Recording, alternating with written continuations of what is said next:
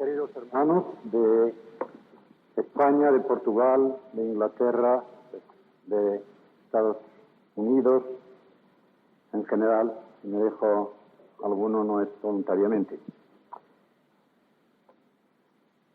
Yo voy a procurar leer toda la ponencia, pero saben que está impresa, de modo que si el reloj que tengo aquí delante me está avisando de que se me acaba el tiempo, entonces resumiré la última parte, porque creo que lo primero es lo principal.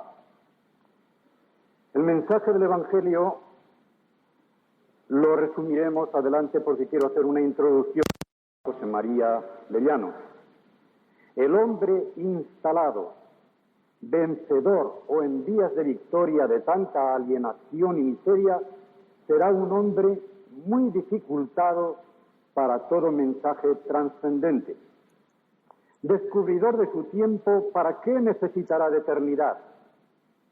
Salvado de no pocos peligros, ¿qué entenderá él por salvación? ¿Es realmente esta la situación actual del hombre de la calle, en nuestra patria concretamente? Os Guinness, en un reciente libro de Das of Death, ha dado cumplida cuenta del fracaso de este nuevo humanismo optimista. Nuestra sociedad de consumo se ha rodeado de todas las comodidades que la técnica moderna le ha deparado. Sin embargo, ¿qué le pasa al hombre de hoy? Basta con salir a la calle y fijarse en el rostro de los transeúntes o de los que al volante del coche se dirigen a sus lugares de trabajo. Sus miradas, su ceño, su rictus reflejan tensión, amargura, insatisfacción. Se diría que aun aquellos que no habrían de tener ningún motivo para sentirse insatisfechos temen parecer contentos con su suerte, como si presintieran que su sonrisa podría resultar un insulto a los que arrastran por la vida su ambición insatisfecha. Esta insatisfacción es más notoria aún en la juventud. La postura rebelde del joven de hoy, ya sea obrero o universitario, de familia acomodada o de extracción proletaria, hippie o drogadicto, aparte de ser una reacción pendular contra el formalismo y la hipocresía de la generación anterior, en una búsqueda de sinceridad y de autenticidad, es ante todo producto de una filosofía de posguerra, para la que la historia entera aparece como producto ciego de un fatal sino destructor, y cada vida humana es un drama sin sentido. La causa de todo este fenómeno es mucho más honda, puesto que su raíz está en el mismo fondo del ser humano, conforme nos es descrito en la Biblia. El hombre fue creado para ser feliz en comunión con Dios, a imagen y semejanza de la trina deidad. Y una vez que esta imagen ha quedado oscurecida y deteriorada por el pecado, el hombre no puede menos de experimentar una frustración existencial. Como escribió ya Agustín de Hipona, nos hiciste, Señor, para ti, y estará intranquilo nuestro corazón hasta que descanse en ti. El hombre que huye de Dios, cuyo corazón está entenebrecido, según Romanos 1:21, y que esta necedad conecta con el envanecerse en sus pensamientos, no puede menos de ser miserable, desgraciado, insatisfecho.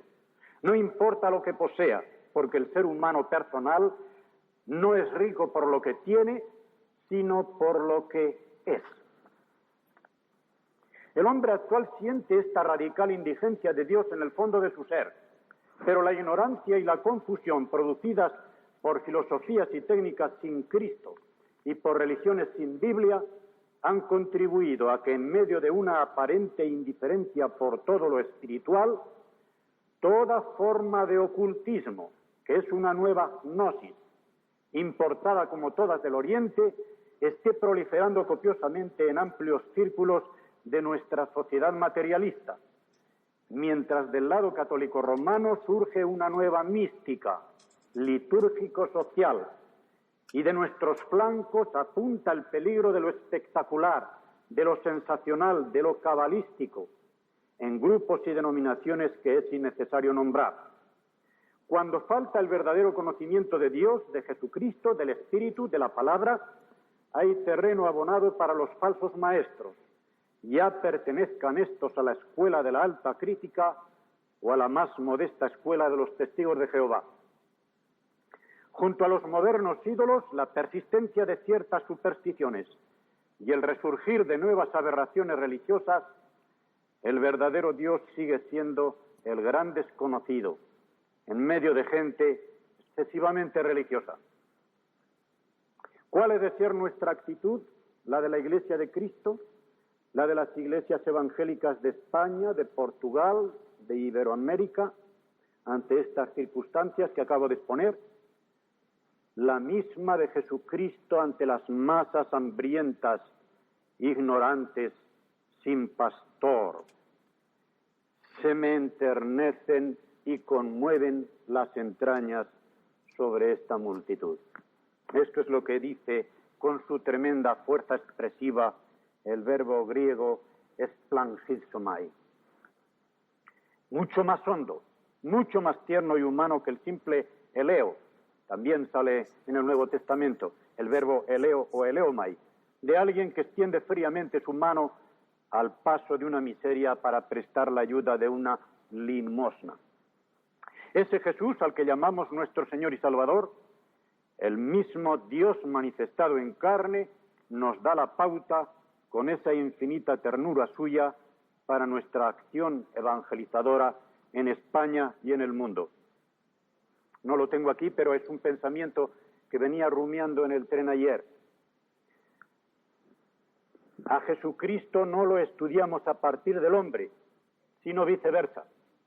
Al hombre no lo entendemos sino a base de Jesucristo, porque Jesucristo es el único hombre con mayúscula en el cual vemos completamente rehecha la imagen de Dios en el hombre que se deterioró por el pecado.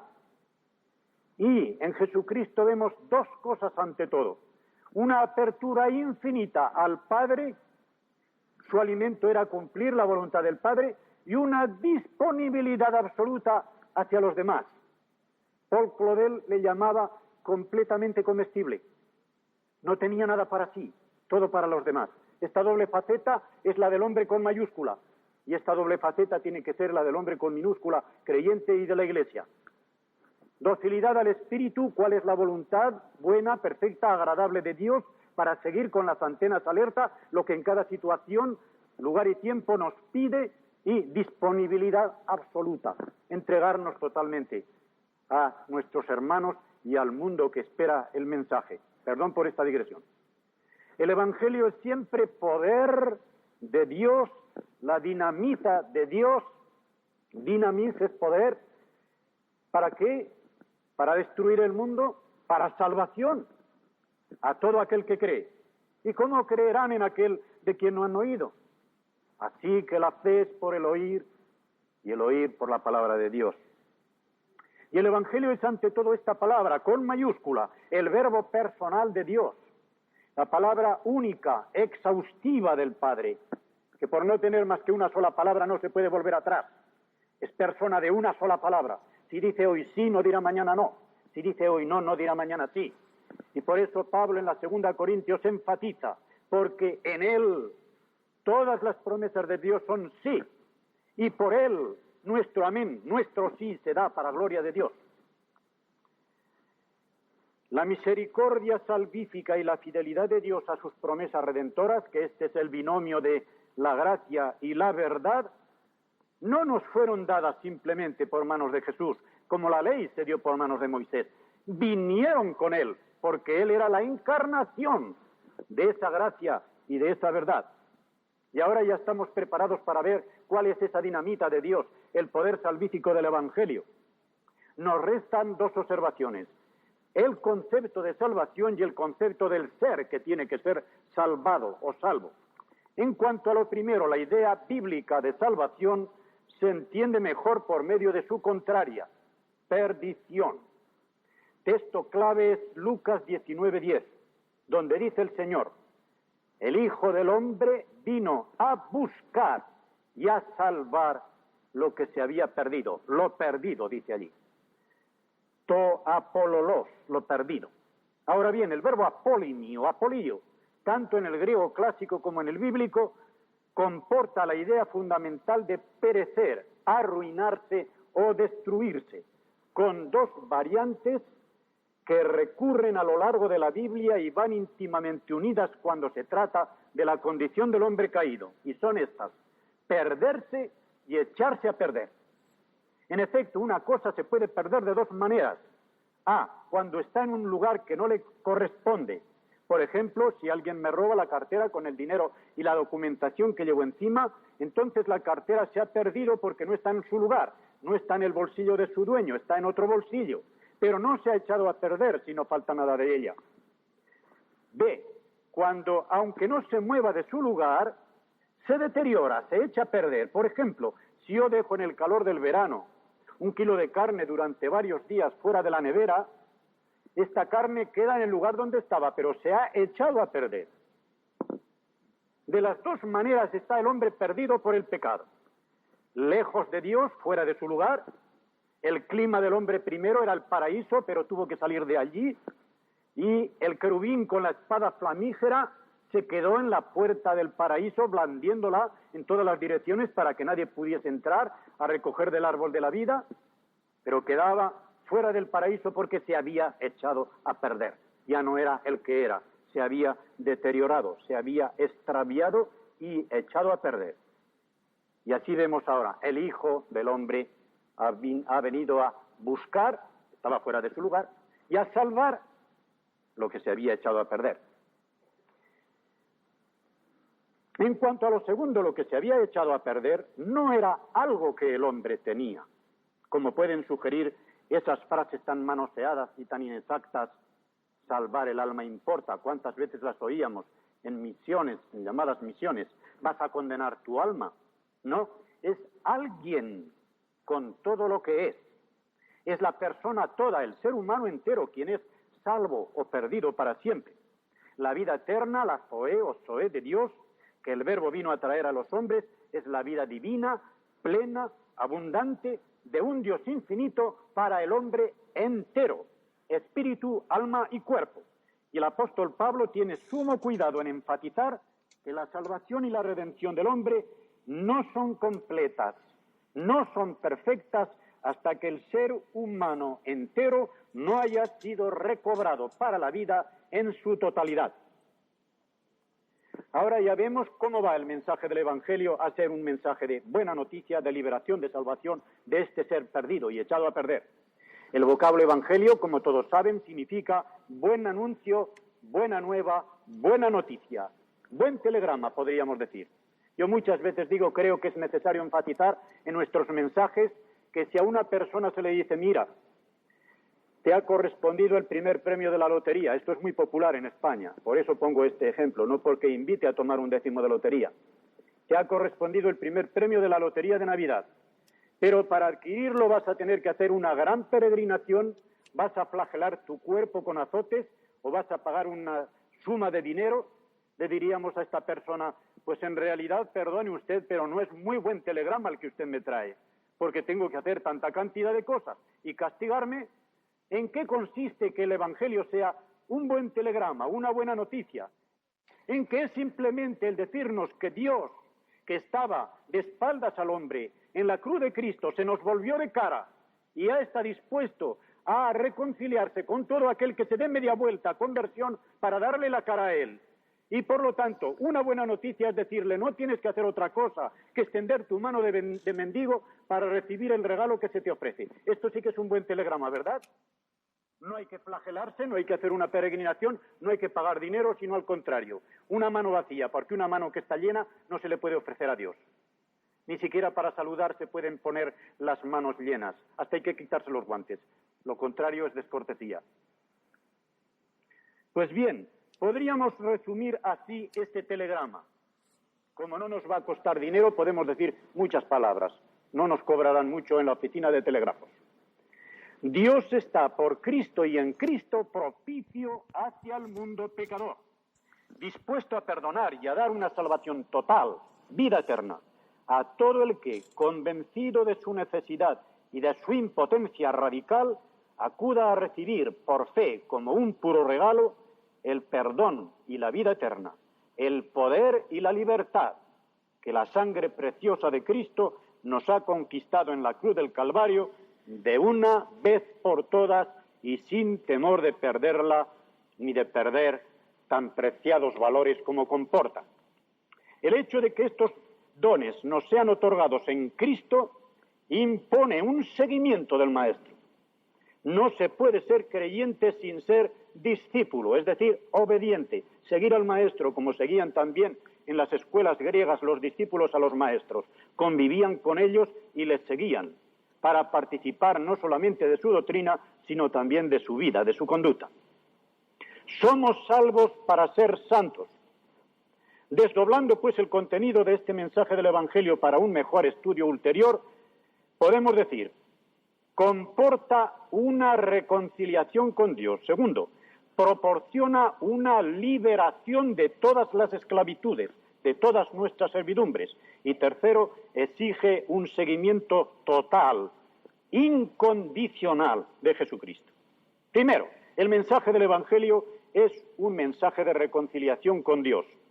De entre toda la trama profética del Antiguo Testamento nos basta con seleccionar lugares, por ejemplo, como Isaías 53, del 4 al 11, el Salmo 130 y la bellísima oración de Daniel en el capítulo 9 de su profecía. Y así podemos ver ya cómo en el cumplimiento de los tiempos Dios enviaría a su Hijo, nacido de mujer, nacido bajo la ley, para que redimiese a los que estaban bajo la ley, a fin de que recibiésemos la adopción de hijos. Antes de nacer ya se le impone desde el cielo el nombre Jesús, Yehoshua, Dios salva, Yahvé o Jehová salva, porque Él salvará a su pueblo de sus pecados. A su nacimiento los ángeles anuncian gloria a Dios en las alturas y paz, buena voluntad para con los hombres. No para los hombres de buena voluntad, como algunas versiones católicas dicen. No encontró ningún hombre de buena voluntad si él no la hubiese traído del cielo. El primer sermón de Jesús queda resumido en 4 frases llenas, densas de sentido. Las voy a hacer un poquitín de perífrasis desde el texto original porque creo que se entienden mejor. Los tiempos de Dios se han llenado. Pensad en el reloj de arena, en un enorme reloj de arena. Los tiempos de Dios se han llenado y el reino de Dios se ha puesto al alcance de la mano. Daos media vuelta y creed en el telegrama de la buena noticia. ¿Verdad que parece que significa cosa distinta de lo que leemos en el Evangelio? Sin embargo, eso es lo que significa en el original. Los tiempos de Dios, los hitos de la historia de la salvación, marcados proféticamente antes, el kairos, no el cronos de nuestros relojes, que se marca 1, 2, 3, 4, 5, sino al contrario, como la puesta en órbita de los satélites 5, 4, 3, 2, 1, 0, arriba.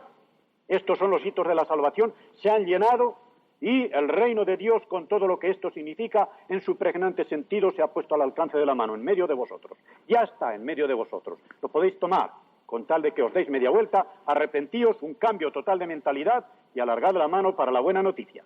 Creed el Evangelio, creed al Evangelio. No dice creed en el Evangelio, porque solo se cree en una persona, pero se da crédito a un telegrama. Se cree un telegrama. Esto es lo que significa ese versículo 1:15 de Marcos. Es una cosa muy notable que el más resumido de los evangelios es el que da más ampliado el esquema del primer sermón del Bautista y de Jesucristo.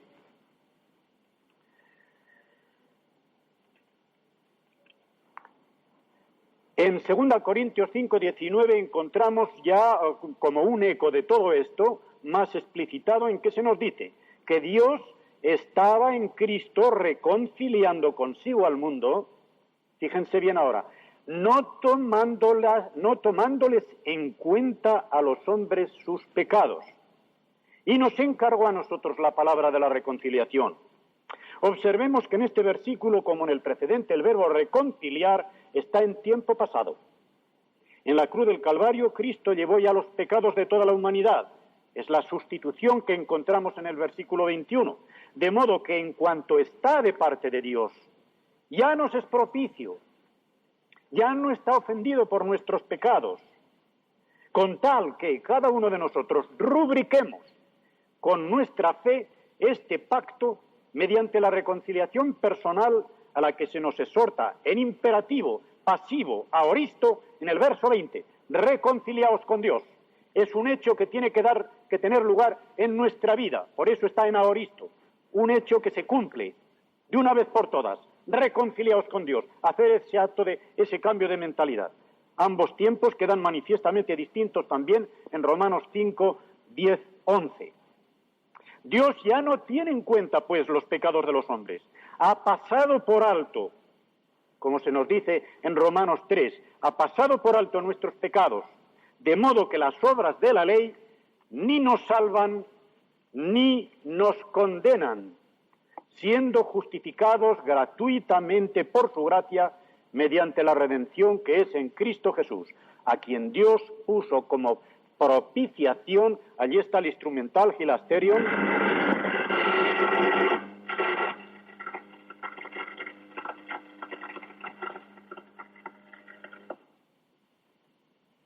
Este terremoto no es el de Pentecostés, pero se parece un poco.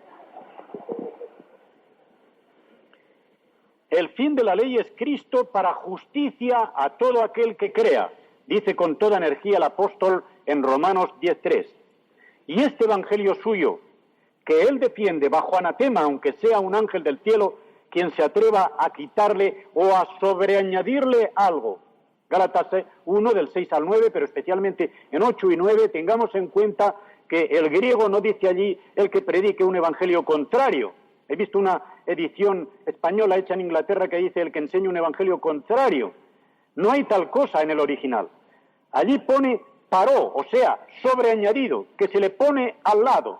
No se puede poner nada al lado del escueto evangelio de Cristo.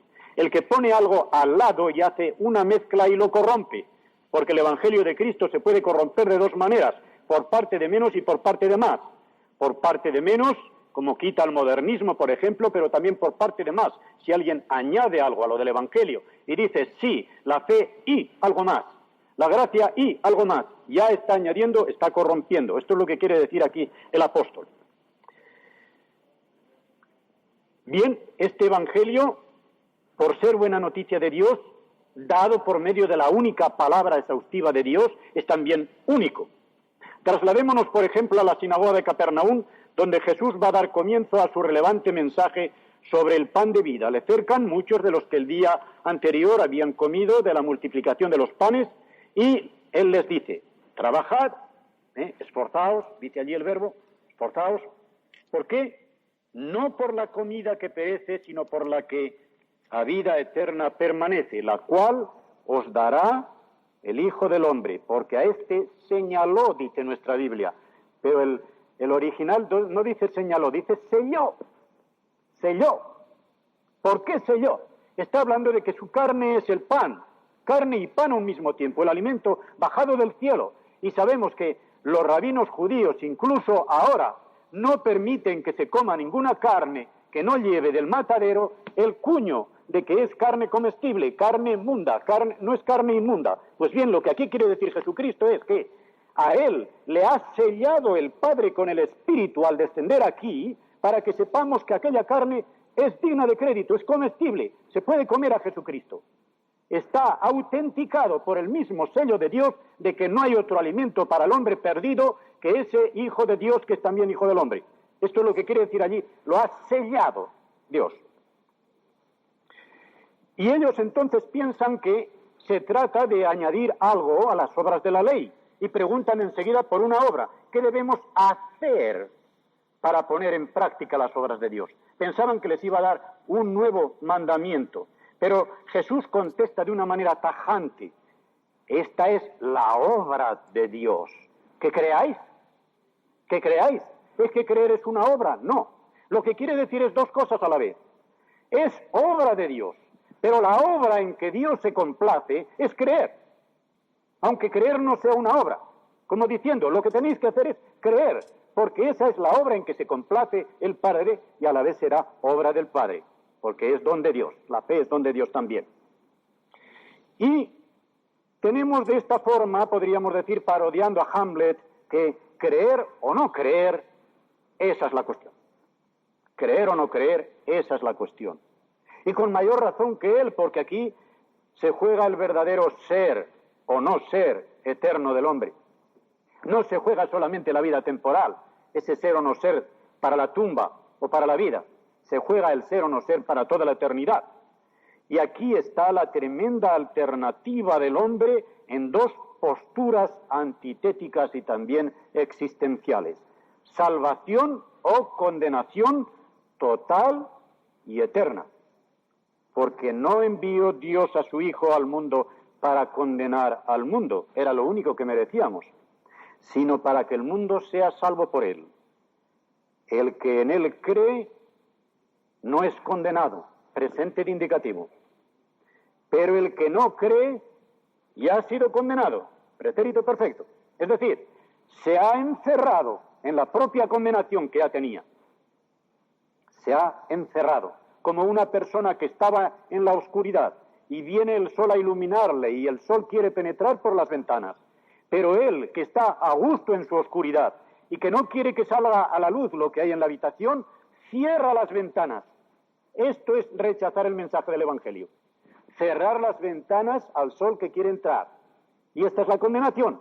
O sea, la condenación no está en que hay oscuridad, sino en que se cierran las ventanas. Por eso recordad que en Juan 9:41, cuando Jesucristo se enfrenta con los fariseos, que se han visto muy bien aludidos después de la curación del ciego de nacimiento, y al hablar de la ceguera espiritual, ellos dicen, ¿qué? ¿Quieres dar a entender que también nosotros somos ciegos? ¿Recordáis ese versículo clave? Si fueseis ciegos no tendríais pecado. Pero porque decís, vemos, vuestro pecado permanece. Como diciendo, si tuvieseis conciencia de vuestra ceguera, abriríais vuestra alma a mí, que soy la luz. Pero porque creéis que veis, os contentáis con vuestras propias luces, creéis que estáis sanos. Yo no he venido a curar sanos, sino a curar enfermos. He venido a dar luz a los ciegos, no a los que ven. Os quedáis en vuestra propia condenación. Por creeros sanos, por creeros que veis.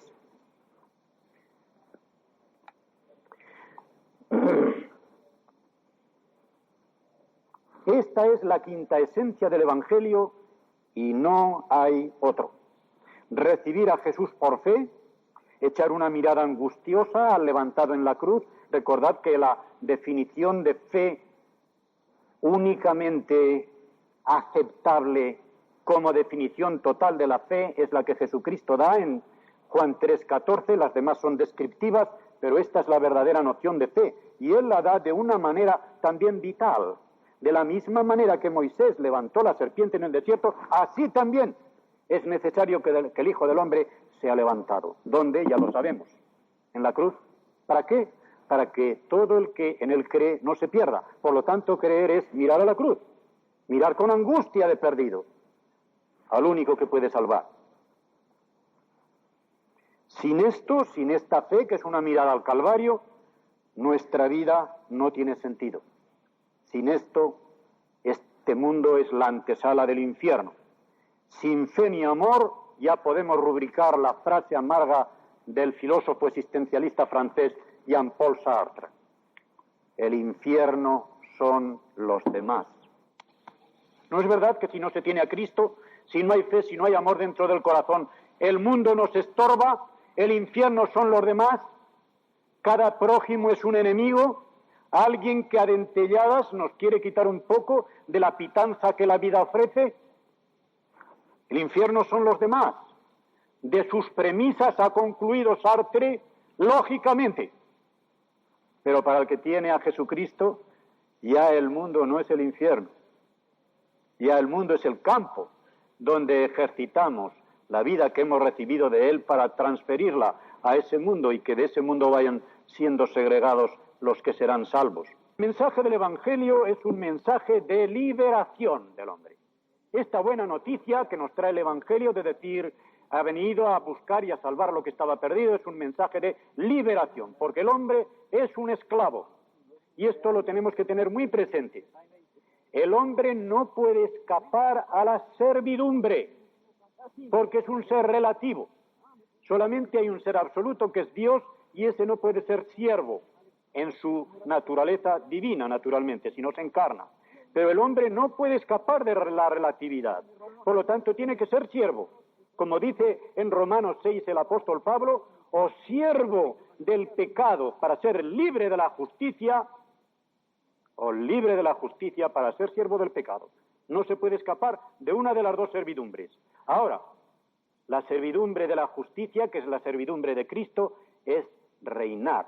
Fijaos que en Apocalipsis 22, en los versículos 3 y 5, se unen estas dos frases. Sus siervos les servirán. Y dos versículos más abajo. Y reinarán por los siglos de los siglos. Servir a Dios es reinar. Para demostrar la mesianidad, Jesucristo, ¿qué hizo? Recordó, hizo memoria a Juan el Bautista, que quizá lo había olvidado, con aquel espíritu violento de Elías, de Isaías 61, 1 y 2, y lo predicó en la sinagoga de su propio pueblo Nazaret. El Espíritu del Señor está sobre mí, por cuanto me ha ungido para dar buenas nuevas a los pobres. Buena noticia, Evangelio. A los pobres, es decir, a los que se sienten destituidos, no al que no tiene un céntimo en el bolsillo. Puede haber una persona sin un céntimo en el bolsillo y tener un corazón de rico, no caer dentro del ámbito de las bienaventuranzas. Los pobres en la Biblia son los que se sienten destituidos de todo auxilio y por lo tanto confían únicamente en Jehová. En Sofonías, ya al final de la profecía, ya se anuncia proféticamente que vendrá, me haré un pueblo pobre y humilde que esperará en Jehová. Las tres características. Pues bien, llega a predicar el año agradable del Señor, a sanar a los quebrantados de corazón, a pregonar libertad a los cautivos, a dar vista a los ciegos, a poner en libertad a los oprimidos, a predicar el año agradable del Señor. El gran jubileo de Dios, en que se van a perdonar todas las deudas, se van a recuperar todas las haciendas, se van a soltar todas las cadenas. Y es de notar que Jesús interrumpe abruptamente la lectura a mitad del versículo segundo. ¿Por qué? Porque la segunda parte, y el día de venganza del Dios nuestro, tenía que quedar reservada para el final. Él no había venido, como Juan el Bautista estaba predicando, a tener la criba en la mano y a separar inmediatamente el trigo de la paja, ni iba a poner inmediatamente el hacha a la raíz de los árboles, no tan inmediatamente. Recordemos la parábola de la cizaña. No, él vino a liberar al hombre, a hacer el bien. El día de la venganza del Señor Dios nuestro quedará para después, para el final, cuando todos los enemigos sean puestos bajo sus pies. En su primera venida Jesús vino solo a salvar, no vino a quebrantar la caña rajada, ni a extinguir el pábilo que todavía humea. Aunque ello dejase perplejo a este Bautista, espíritu de fuego, cuando Pedro tiene que dar un testimonio de Jesús, lo resume en estas palabras. Dice que él había pasado por esta vida haciendo bienes y sanando a todos los oprimidos por el diablo. Todos los oprimidos por el diablo. ¿Por qué dice esto? Lo dice esto porque precisamente la esclavitud fundamental, radical del hombre es el pecado. Y por esta esclavitud uno es siervo del demonio. Si a uno se le libera de esta esclavitud fundamental, aunque tenga todas las tribulaciones y todas las enfermedades que la vida pueda traerle, ya es libre, ya es liberto. En cambio, si tiene esta esclavitud fundamental, ya es un esclavo para siempre, aunque esté nadando en la opulencia y aunque no tenga ninguna enfermedad aparente. Estará siempre abocado a la muerte, naturalmente. Es preciso tener en cuenta esto para valorar el sentido de los milagros de Jesús, o señales, como se dice especialmente en el Evangelio de Juan. Es cierto que los milagros u obras del Padre en Jesús manifestaban claramente su mesianidad, pero no era un show de un mago oriental o de un hábil prestidigitador o de un santo milagrero, no. Era para hacer bien a la humanidad doliente, pecadora. Era para liberar al hombre de sus esclavitudes, de sus limitaciones y de sus miserias. Examinemos por un momento la condición del hombre caído de aquella su primera condición original, en que la imagen de la trina deidad reverberaba completamente en él. como en el virrey de la creación. El ser humano poseía un albedrío dominador con que poder sojuzgar y señorear al mundo, imagen del Padre, que lo obra todo en todos. Poseía una clara inteligencia con la que captaba la íntima esencia de las cosas hasta tal punto que podía definir, decir, a este animal le corresponde tal nombre, luego captaba la íntima esencia para darle el nombre, y allí el Génesis nos dice, y aquella definición era tan acertada que el nombre que Adán les puso es el que queda hasta ahora, como diciendo, qué acertada definición dio Adán de las cosas, ¿verdad? Porque tenía a imagen del Hijo la palabra exhaustiva de Dios, el conocimiento claro de la esencia íntima de las cosas, y poseía, en fin, una perfecta comunión con Dios, con el Ruaj de Dios, por medio de su espíritu, por el que era recto moralmente, dominador de sus pasiones, exento del sufrimiento, de la enfermedad y de la muerte. Veamos ahora cómo deja el pecado original al hombre. El demonio consigue que el ser humano, el primero, y cada uno de nosotros también, cometa una doble iniquidad, que es una horrible injuria contra el carácter santo de Dios y un error funestísimo contra la felicidad propia del hombre. Primera, desconfiar de la buena voluntad de Dios. Leed detenidamente Génesis 3:5. La primera tentación de la serpiente es desconfianza, como si Dios tuviera celos de su criatura. No ha sido por bien, por lo que os ha prohibido el comer de este árbol, no, es que tiene envidia. Es que lo vais a saber todo como Él. Dios no quiere que sepáis tanto como Él. Esto es lo que pasa. Esta es la tentación de autosatisfacción, de autosalvación y de autoconseguimiento de la felicidad. Y esta es la tentación que hace a cada hombre. ¿Por qué vas a seguir las normas de Dios si tú puedes ser feliz por tus propios medios? ¿Por qué quieres salvarte de pura gracia si puedes salvarte por medio de buenas obras? ¿Por qué sigues un camino de incomodidad y de obediencia cuando puedes ser completamente libre y seguir tu camino? Esta es la tentación que el demonio hizo a los primeros padres y nos hace a cada uno de nosotros. Pretender alcanzar el saber, la felicidad, la salvación en plena autonomía, al margen y en contra de la voluntad de Dios.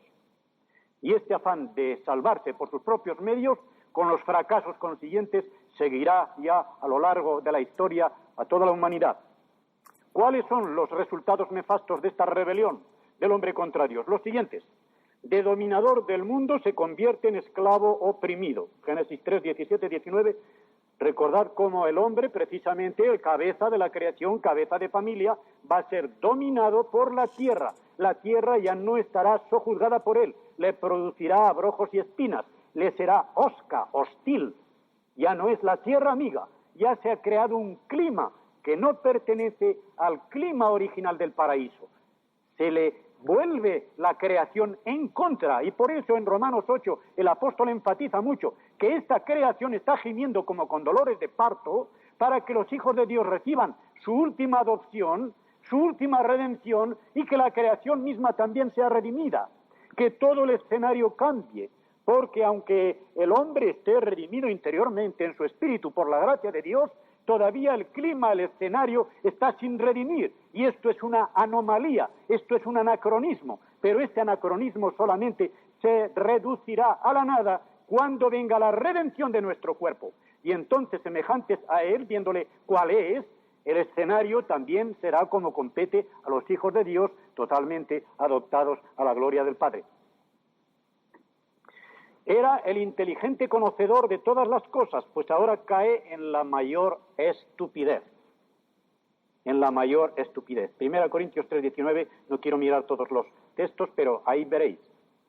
El que gozaba de esa tridimensional rectitud moral, con Dios, consigo mismo, con el prójimo, se esconde de Dios. Primera huida. Se desconoce a sí mismo, se avergonzaban de estar desnudos. ¿Quién les había dicho que estaban desnudos? ¿Era la desnudez la que provocaba? ¿No son los ojos que miran los malvados? El cuerpo del hombre como la verdad fueron creados desnudos porque no tenían de qué avergonzarse. Obra de Dios. Cuando el ojo del hombre se enturbió, las cosas comenzaron a parecer vergonzosas. Es el hombre que mira. y todas las miradas de los hombres pecadores son malvadas, y por eso ni el cuerpo humano ni la verdad pueden ya andar desnudos por la calle. Se esconde de Dios, se desconoce a sí mismo y, en enemistad con su prójimo, que tiene delante solamente uno, su mujer, salida de su costado, de su costilla, es decir, de cerca del corazón, pero salida de él, bajo él en subordinación, que no es sumisión, sino subordinación, dice el verbo griego siempre que Pablo habla de la sujeción de la mujer, subordinación, hipotasso no significa sumisión, sino subordinación a este único ser que tiene delante, ya le echa la culpa de todo el fracaso. En vez de decirle a Dios, tenía que haberle dicho, sí, Señor, he faltado, he pecado. La mujer que me diste por compañera, ella me dio de comer. 2 pecados de una vez. Ella tiene la culpa y tú también, porque tú me la diste. Esto es lo que quiere decir la frase de Adán. Ella tiene la culpa y tú por habérmela dado. Mira qué mujer me diste. Qué crueldad para el único prójimo que tiene delante. Qué degeneración de tan excelsa gloria y majestad a tan profunda miseria. En esta miserable condición es en la que encuentra el verdadero buen samaritano con 2 mayúsculas, que es Jesús a la humanidad, malherida y desvalijada, sin nada que poseer y a la vez sin nada de que gloriarse. Y ahora comprendemos también el valor de ese mensaje de buenas noticias. Desatar al cautivo y al oprimido, dar vista al ciego, que es el privado de luz en la mazmorra, y vendar, sanar al quebrantado. Liberación de la esclavitud, por lo tanto, primero.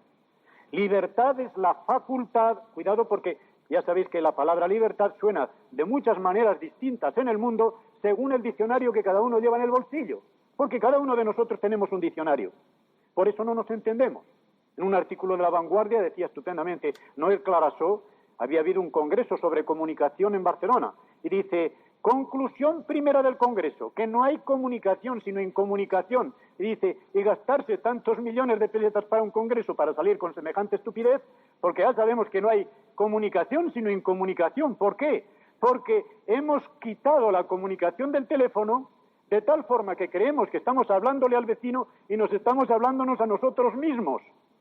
O sea que cuando el vecino está hablando, en vez de escuchar a ver lo que dice, estamos con el teléfono conectado a nuestro propio oído, esperando lo que le vamos a contestar. No lo que le está diciendo, sino lo que le vamos a contestar. Y así no nos enteramos de lo que dice. Y el otro dice, pues este tampoco me ha entendido. Incomunicación. ¿De dónde ha salido esta incomunicación? De aquí. De aquí. De no entender la palabra libertad.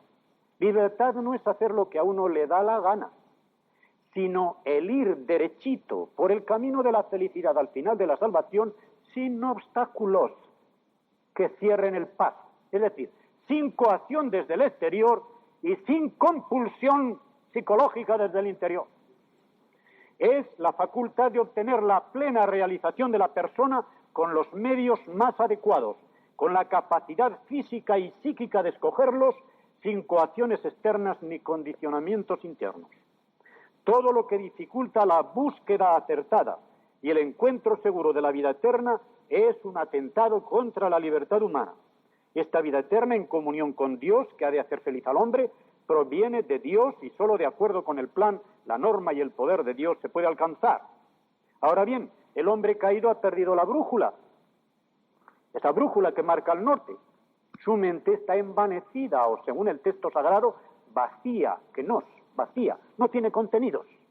Si no tiene contenidos, ¿qué reflexiones puede haber? El corazón está entenebrecido, endurecido, es decir, está impermeable al amor. Y la voluntad está centrada en el yo, encerrada en la propia miseria. Y viene el Evangelio y comporta una liberación radical de esta esclavitud existencial del hombre. Si vosotros permaneciereis en mi palabra, dice Jesucristo, seréis verdaderamente mis discípulos y conoceréis la verdad, y la verdad os hará libres. Juan 8:32. El que nace de nuevo por el Espíritu y se deja conducir por este Espíritu queda liberado de toda esclavitud. Del demonio, del pecado, del error, de la ignorancia, de la obligación en sentido peyorativo, obligación, atadura. ¿Por qué? Porque el amor es libre, pero ata con su propia cadena, que es una cadena de oro, no es una cadena de hierro. Se disfruta de esa suprema libertad del amor, que es la más sublime expresión de la santa libertad de los hijos de Dios. 2 Corintios 3:17. Donde está el Espíritu de Dios, allí está la libertad. No hay otra. Ama y haz lo que quieras, decía San Agustín. Entendiendo bien el contexto, porque hay quien incluso me ha preguntado, vaya norma, ¿eh? Ama y haz lo que quieras, según lo que entiendas, por querer y por amar. Si entiendes por amar el eros del mundo, entonces mal. Y si entiendes hacer lo que quieras, hacer lo que te entre en gana, también mal. Pero no quiere decir esto. Ama y haz lo que quieras, porque si de veras hay en ti esa óptima raíz del amor de Dios que es el agape, nada malo puede salir de ella. Ahora sí está bien, ¿verdad? Si hay un amor generoso que sale de las profundidades del seno mismo de Dios, y esa es la raíz, o mejor dicho, el brazo por el cual la fe se hace operante, según Gálatas 5:6, la fe que obra por medio del amor, el amor es el brazo de esa fe. Entonces sí, con esa raíz óptima no puede salir ningún fruto malo, porque él ha dicho también en el Evangelio que un buen árbol no puede dar malos frutos ni viceversa. Llegamos aquí a un punto muy importante que es necesario enfatizar para no vernos envueltos en la confusión frecuente en nuestros días. Puesto que el Evangelio es un mensaje de liberación, de esclavitud, de opresión, de explotación, etc., entonces, ¿es el Evangelio un manifiesto revolucionario? ¿Fue Jesús un reformador social? ¿Fue un precursor de Marx o de Lenin, como se ha llegado a decir? ¿Es lo económico-social la médula del Evangelio? Clara y resueltamente tenemos que decir no, pero añadamos inmediatamente, y aquí voy a resumir lo que digo. Cuando yo hablo de revolución y hablo del Evangelio, digo que no atacamos a un sistema económico-social por ser demasiado revolucionario, sino por ser demasiado poco revolucionario, porque no hay revolución económico-social que penetre a revolucionar el corazón del hombre, sino solamente el bolsillo. Y en cambio el Evangelio es la única revolución que cambia la persona entera y comienza por el corazón. Y si hay un corazón cambiado, sobran todos los programas sociales del mundo. Y siempre que Pablo habla de la ética social, pone por delante esta nueva comunión con Dios, de la cual únicamente se puede derivar una correcta comunión social con los demás. Si una persona está a bien con el hacedor de todo y aquel del cual desciende toda dádiva, y como creyente sabe que no lo será completamente creyente si no está dispuesto a la koinonía, es decir, a la comunión, y no solamente de los bienes espirituales, sino también de los materiales, aquí Primera de Juan 3, 16, 17 tiene un impacto imponente, entonces no es salvo, no es verdadero creyente. Pero si lo es, sabrá que de la misma manera que Él puso su vida por nosotros, así nosotros tenemos que estar dispuestos a poner, ¿qué? El bolsillo, algo más, la vida por los hermanos. Y por lo tanto el apóstol concluye, lógica bíblica, el que tiene bienes de este mundo y ve a su hermano padecer necesidad y cierra contra él su corazón, ¿acaso el amor de Dios habita en él? ¿No es esta la verdadera revolución social? Por lo tanto, repito otra vez, no atacamos al marxismo por ser revolucionario, sino por ser poco revolucionario. Yo creo que nos vamos alargando mucho y como la conferencia está escrita así. Desde luego, hemos comenzado un poco tarde, pero sí es verdad. Bien. Únicamente una palabra sobre el seguimiento. Si la salvación del creyente consistiese solamente en un recibir, entonces diríamos, con esto basta. Hemos recibido un buen telegrama, sabemos que Dios nos libera. Pero sí, la regeneración espiritual y la justificación se nos dan para que seamos santos, para que emprendamos un camino. Somos miembros del cuerpo de Cristo, somos complantados, injertados en Él. Quiere decir que no podemos eludir el pasar por las mismas vicisitudes de la cabeza.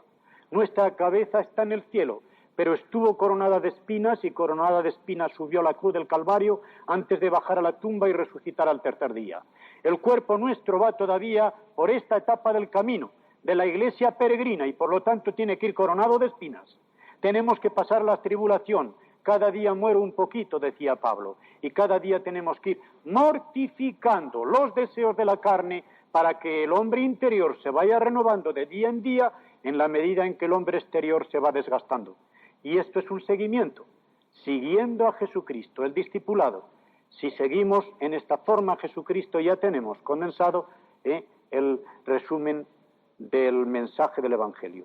Ese buen telegrama de una liberación total y que nos impone un seguimiento también total de Cristo.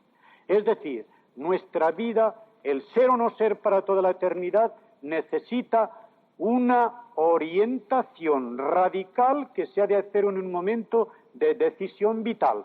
Y cuando digo decisión no es porque quiera poner la iniciativa en el hombre, sino porque al fin y al cabo el hombre tiene que dar el paso también en su salvación.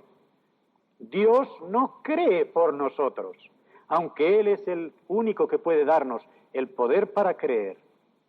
Contra el sinergismo, yo me opongo también contra el monergismo, y yo le llamo energismo. Es decir, somos nosotros los que obramos, pero es Dios el que obra en nosotros. Por la gracia de Dios soy lo que soy, dice Pablo. No yo, sino la gracia de Dios conmigo. Ni dice yo mediante la gracia, ni dice la gracia mediante mí, sino la gracia que me acompaña me sirve a mí de instrumento para poder, y yo le sirvo a ella de instrumento para servicio. En esta forma, el discipulado se complementa con la razón de ministerio. Todo creyente tenemos un ministerio al servicio del Evangelio.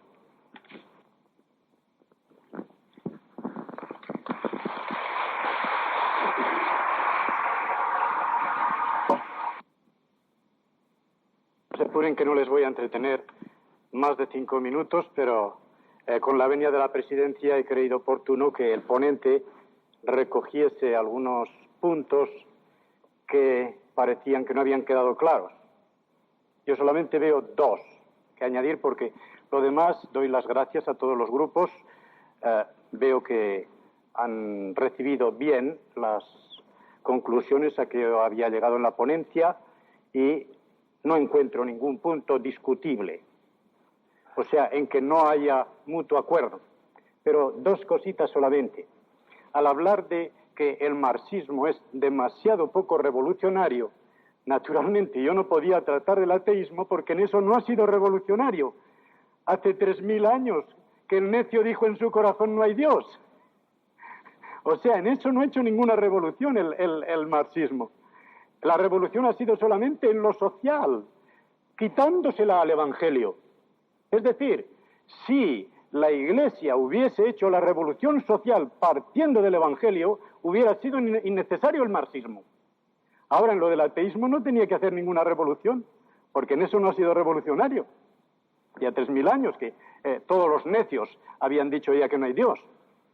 Y el otro creo que es muy importante porque veo aquí un aspecto pastoral que podría ser muy peligroso, y es cuando se ha hablado de explicar todo el consejo de Dios.